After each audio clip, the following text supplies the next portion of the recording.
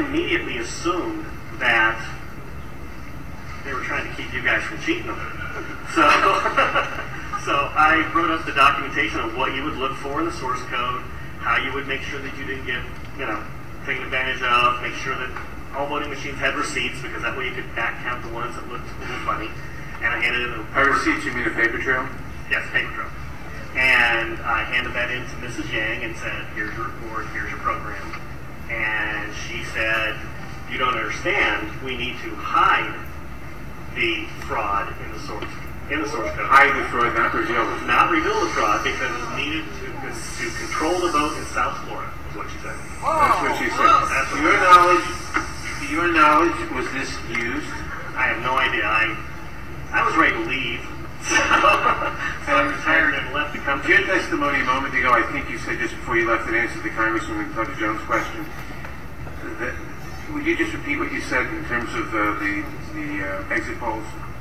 Oh, the exit polls should not be significantly different from the vote. And if they were, you would conclude what?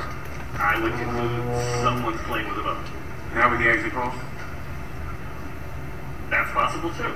Okay, something is definitely skewed. Something is skewed in one or the other of both. Right. To select which one, you'd have to see where the problem is. Let me ask you one further question. Assuming for the moment that such software, that's what you call it, such software to rig a vote was used in one or more machines in Ohio or in Florida, could you today detect that if you look at the source code?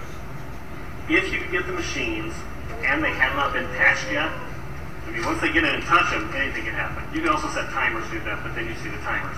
Then you'd have to take those machines, decompile them, which I couldn't do, but possibly a Microsoft and MIT something to do. You might be able to see it. You might. Not necessarily. Depends on how good they are at destroying what they had. Destroying what they had by tampering with the machine afterwards, or by programming a destroyed instruction in the first place? Right, because since you didn't... Both? Either or both? Either or both. You didn't actually see what's in there, so you don't know if the code is running in a single executable or running in various modules. If it's running in modules, you can make the code actually eat itself. Let me ask you one further question. I've been told that people who assume that lots of the election results, or that a large fraction of the election result in any state may have been affected by deliberate fraud in the computer, are paranoid, because in order to do that, you'd have to have access to thousands of machines, and that would be readily detectable. To what extent is that true? It depends on the technology you use. If you did a central tabulation machine that fed in, all you'd have to do is set a flag. You set a flag, the central tabulation machine would then flip your vote. So